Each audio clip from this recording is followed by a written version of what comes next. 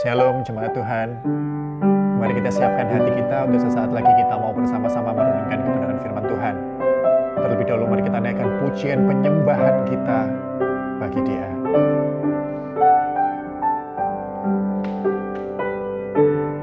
Aku mengasihi Engkau Yesus dengan segenap hatiku. Aku mengasihi Engkau Yesus dengan segenap jiwaku.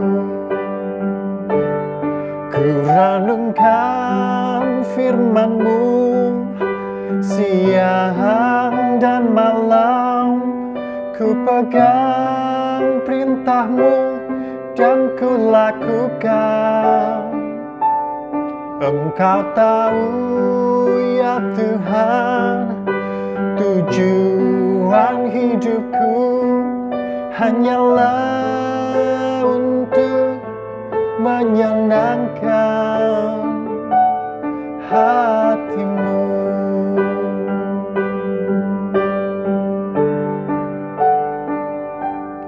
Aku mengasihi Engkau Yesus dengan segenap hatiku. Aku mengasihi Engkau Yesus dengan segenap jiwaku. Ku renungkan firman-Mu siang dan malam, ku pegang perintah-Mu dan ku lakukan. Engkau tahu ya Tuhan, tujuan hidupku hanyalah untuk menyenangkan.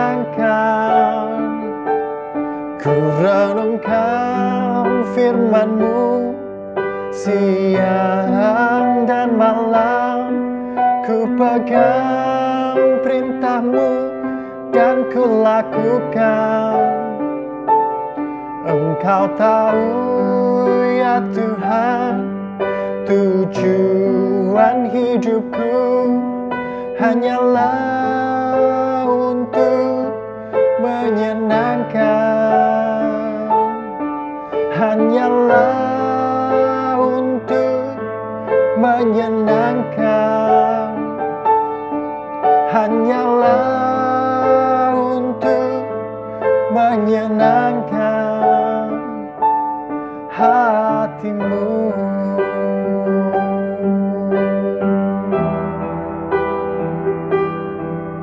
Ini kerinduan kami Tuhan, untuk senangkan hati-Mu selalu dalam segala yang kami lakukan. Biar nama Tuhan ditinggikan,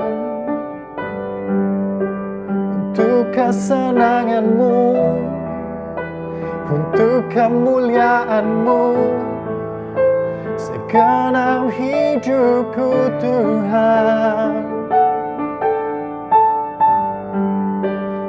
untuk kesenangan-Mu, untuk kemuliaan-Mu, segenap hidupku Tuhan.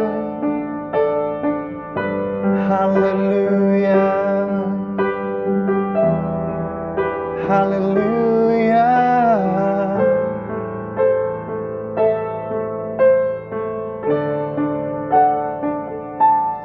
Menyenangkan-Mu, senangkan-Mu, hanya itu kerinduanku. menyenangkanmu, senangkan hatimu. Hanya itu kerinduanku, menyenangkanmu, senangkanmu. Hanya itu kerinduanku, menyenangkanmu, senangkan hatimu. Hanya itu kerinduanku, hanya itu kerinduanku, hanya itu kerinduanku.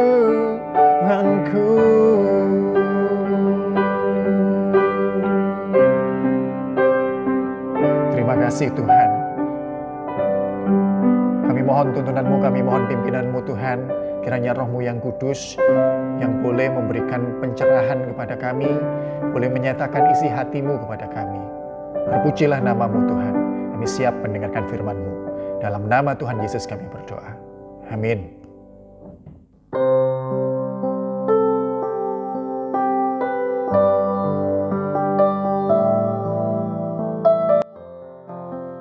Shalom. Puji Tuhan, kita bersyukur kepada Tuhan buat kasih karunia-Nya kita masih diberi kesempatan untuk bersekutu bersama dalam kebenaran firman Tuhan. Mari sekarang kita baca dalam Efesus pasal yang ke-6. Kita sampai di ayat yang ke-14, tapi kita mau baca mulai dari ayat yang ke-13 ya. Efesus pasal yang ke-6 ayat 13 dan 14. Sebab itu ambillah seluruh perlengkapan senjata Allah. Seluruh, bukan hanya satu, bukan hanya dua, tapi seluruh perlengkapan senjata Allah, supaya kamu dapat mengadakan perlawanan pada hari yang jahat itu dan tetap berdiri sesudah kamu menyelesaikan segala sesuatu. Jadi berdirilah tegap, berikat pinggangkan kebenaran dan berbaju sirahkan keadilan. Kita sudah belajar bersama-sama dalam minggu lalu tentang senjata, perlengkapan senjata yang pertama.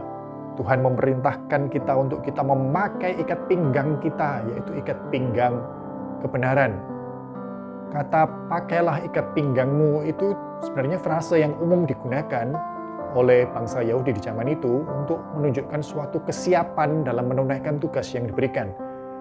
Ini bukan hanya ngomong tentang hal yang rohani saja. Misalkan, kenakan ikat pinggangmu dan lakukan ini. Kenakan ikat pinggangmu dan pergi ke sana. Kenakan ikat pinggangmu dan tunaikan tugas ini. Jadi, mengenakan ikat pinggang itu menandakan kesiapan seseorang. Menandakan bahwa dia punya tanggung jawab untuk menyelesaikan apa yang ditugaskan kepadanya. Nah, dalam konteks perang rohani ini, peperangan rohani ini, kita diingatkan untuk kenakan ikat pinggangmu. Artinya, ayo maju berperang. Ini bukan pilihan. Ketika kita menjadi manusia yang baru, maka mau tidak mau, ketika kita meninggalkan tuan kita yang lama, yaitu iblis, maka tidak mau kita harus siap sebab dia akan menyerang kita, melakukan segala tipu dayanya untuk menarik kita kembali kepadanya. Sebab itu ayo berdiri tegap, kenakan ikat pinggangmu, pertahankan dirimu, masuki peperangan rohani ini. Dan ikat pinggang itu adalah ikat pinggang kebenaran, di mana kita bersama-sama sudah belajar yang dimaksud ikat pinggang kebenaran itu apa? Firman Tuhan. Firman Tuhan yang adalah kebenaran. Dan sekarang yang kedua, kita belajar tentang perlengkapan senjata Allah yang namanya baju sirah keadilan. Baju sirah yang dimaksud di sini berbeda dengan mungkin kalau kita sering lihat film-film di zaman Eropa kuno gitu ya, ada yang namanya bajunya kesatria. Kesatria itu seperti baju besi yang menutup lengan, dada, dan hampir seluruh tubuh. Jadi kalau misalkan baju itu diberdirikan dan tidak ada orangnya, ya sudah seperti tubuhnya manusia itu ya. Kita sering lihat di film-film zaman Eropa kuno ada baju sirah yang seperti itu. Tapi yang di zaman Yahudi saat itu bukan baju sirah yang demikian. Kalau dalam bahasa Inggris itu dikatakan breastplate, jadi plat penutup dada. Jadi itu semacam nggak harus plat, kadang ada kombinasi dengan apa gitu ya. yang intinya ditutupkan di bagian dada dan perut, punggung juga. Gunanya apa? Gunanya untuk melindungi diri dari panah, dari sabetan pedang, yang kalau tanpa itu akan menancap di jantung kita atau menancap di organ-organ penting kita di area perut dan bisa berakibat fatal terhadap kita. Karena ini suatu perlengkapan yang wajib dipakai ketika prajurit maju berperang. Kalau mereka ingin pulang hidup-hidup, maka mereka pakailah baju sirah, pakailah breastplate.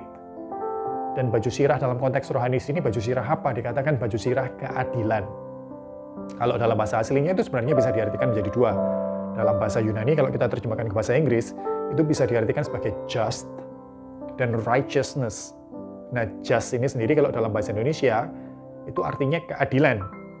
Dan kalau righteousness, itu secara umum banyak diartikan sebagai kata kebenaran atau kesalehan. Artinya apa? Keadilan atau kebenaran, just atau righteousness ini artinya apa? Artinya kesesuaian antara tindakan, antara perbuatan dengan suatu patokan kebenaran. Sesuatu bisa dibilang adil atau tidak adil itu berdasar apa? Sesuatu bisa dibilang benar atau tidak benar itu berdasar apa? Berdasar kesesuaiannya terhadap suatu patokan, suatu dasar. Misalkan, dalam urusan sehari-hari, dalam urusan suatu perusahaan, bagaimana perusahaan itu menentukan gaji bagi karyawannya. Ada bos, ada direktur, ada manajer, ada tukang sapu, ada security. Bagaimana kita menggaji mereka, bagaimana bos ini menggaji karyawannya supaya bisa dibilang adil di sana. Kalau hukum yang ada berkata semua orang harus menerima jumlah yang sama, maka manajer, direktur akan digaji 5 juta, manajer digaji 5 juta, supervisor digaji 5 juta, tukang sampah, tukang bersih-bersih pun digaji 5 juta. Jika tidak digaji sama, maka dikatakan di situ tidak adil, tidak benar. Kenapa? Karena hukumnya ngomong seperti itu. Tapi kalau misalkan hukum itu berkata, silakan atur sendiri bagaimana engkau menggaji karyawanmu sesuai dengan tingkat tanggung jawab dan kontribusi mereka ke perusahaan. Maka bos menggaji direktur 10 juta, menggaji manajer 6 juta, menggaji supervisor 4 juta, dan menggaji cleaning service 3 juta, misalkan. Beda-beda. Apakah bisa dikatakan bos ini tidak adil, tidak benar? Tidak bisa. Kenapa? Karena hukumnya ngomong tidak apa-apa kok. Silakan bagi sesuai dengan tanggung jawab dan tingkat kontribusi mereka ke perusahaan. Di situ kita bicara dalam contoh kehidupan sehari-hari. Nah, bagaimana dengan peperangan rohani ini? Apa yang dimaksud dengan keadilan, just atau righteousness atau kebenaran atau kesalehan itu? Dari mana kita mengukur seseorang yang dikatakan saleh, seseorang yang dikatakan benar? Dari tindakan-tindakannya, apakah sudah sesuai dengan dasar kebenaran? Dan kebenaran yang kita sudah bahas minggu lalu, kebenaran di sini ngomong apa? Firman Tuhan. Nah, di sini terus kenapa sih kok dikatakan kita harus menggunakan itu sebagai pelindung hati kita? Pelindung jantung hati kita. Ini kalau dalam kiasan rohani bicara tentang hati kita. Bagaimana kita menjaga, kenapa kita harus menggunakan itu untuk menjaga hati kita? Karena kalau kita tidak memiliki konsep tentang keadilan yang benar, maka iblis akan gampang sekali menyerang kita dengan tipu dayanya dan menjatuhkan kita. Kok bisa? Ya bisa, karena iblis akan bisa menyerang kita dan berkata, kamu ini tidak layak. Tidak adil kalau seseorang yang berdosa kayak kamu ini bisa masuk surga. Tidak adil. Ketidakadilan. Karena apa yang kamu lakukan dalam hidupmu dinilai dengan firman Tuhan, dasar firman Tuhan. Tidak cocok. Kamu berapa kali kamu taat sama firman Tuhan dan berapa kali kamu melanggar firman Tuhan. Banyak melanggarnya daripada taatnya. Bagaimana orang yang seperti kamu bisa masuk surga? Kamu tidak layak. Kalau kamu bisa sampai masuk surga, itu tidak adil. Kamu berdosa, kamu tidak layak. Itu serangan-serangan yang iblis akan lancarkan kepada kita untuk kita akhirnya, iya ya, aku berdosa, aku tidak layak.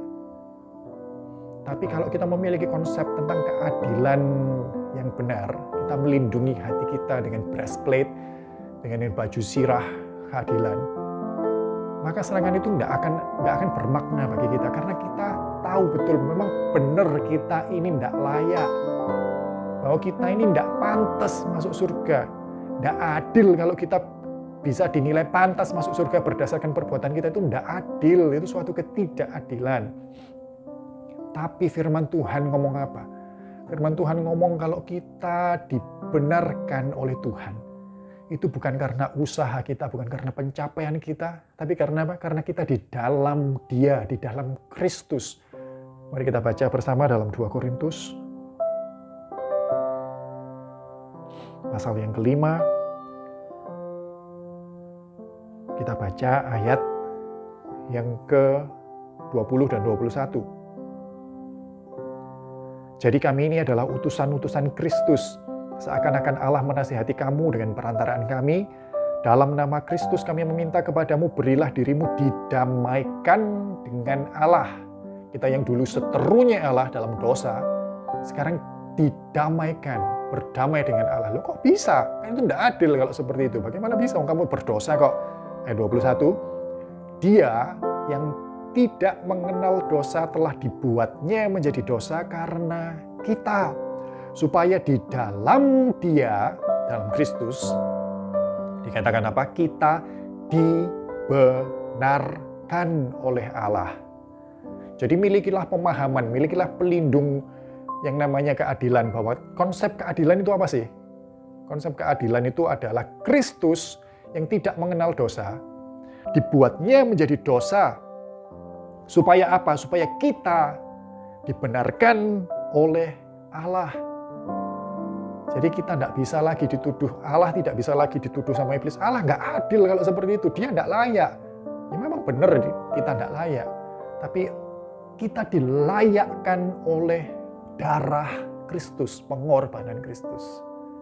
Itu konsep keadilan yang harus kita pegang. Dan yang kedua, kita mau belajar dalam Petrus, 1 Petrus 2 ayat 15 dikatakan demikian, sebab inilah kehendak Allah, yaitu supaya dengan berbuat baik, kamu apa? Membungkamkan kepicikan orang-orang yang bodoh. Berbuat baik. Dikatakan kita tidak bisa mencapai surga dengan perbuatan baik kita. Tapi apakah kemudian artinya ya sudah, kita diselamatkan, bagaimanapun juga kita diselamatkan, jadi kita mau hidup terserah kita aja? Tidak. Kita tetap ditugaskan, kita diingatkan untuk kita berbuat baik. Kenapa? Karena serangan tadi itu bukan hanya, panah iblis itu bukan hanya dalam wujud itu tadi saja, dakwaan bahwa kamu berdosa, kamu tidak layak. Tapi dari orang-orang sekitar kita pun, mereka pun akan mendakwa kita ketika kita melakukan apa yang tidak baik. Karena itu jangan berbuat tidak baik, berbuat baiklah. Supaya kamu dapat mempertahankan dirimu, supaya kamu dapat membungkamkan. Kamu dapat membungkamkan kepicikan orang-orang yang bodoh. Jadi kita diingatkan untuk kita senantiasa bersyukur kepada Tuhan atas kasih karunia-Nya. Kita boleh diselamatkan itu bukan usaha pencapaian kita, bukan nilai dari perbuatan baik kita. Tapi itu juga bukan artinya kita boleh bertindak seenak-enaknya. Kalau sudah diselamatkan, pasti diselamatkan. Jadi kita mau bertindak seenak-enaknya. Enggak, kita diingatkan untuk menjaga hidup kita, untuk kita berbuat baik. Supaya orang tidak menemukan celah untuk mereka mencela kita, menjatuhkan, kok bisa orang yang kayak gini disebut pantas masuk surga. Nah, kalau perbuatan kita seenaknya sendiri ya tidak salah mereka ngomong seperti itu. Tapi kalau kita perbuatan kita nyata-nyata baik, kita rajin berbuat yang baik, maka mereka akan kecil kemungkinannya untuk bisa berkata demikian kepada kita. Dan dengan perbuatan baik kita yang terutama apa? Bukan untuk kita diselamatkan, tapi untuk kita boleh memuliakan nama Tuhan. Supaya orang-orang melihat kita, melihat perbuatan baik kita, nama Tuhan dipermuliakan di sana. Mari kita berdoa bersama-sama. Terima kasih Tuhan, kami bersyukur dalam kesempatan ini. Tuhan mengingatkan kami untuk kami boleh mengenakan suatu baju sirah, suatu pelindung dari hati kami, menjaga hati kami dengan baju sirah yang namanya keadilan. Kami diajar tentang konsep keadilan menurut firman Tuhan. Bahwa jika kami kelak masuk surga, bukan Allah yang tidak adil. Sebab kami masuk surga kelak itu bukan dinilai dari hasil pencapaian kami, perbuatan baik kami.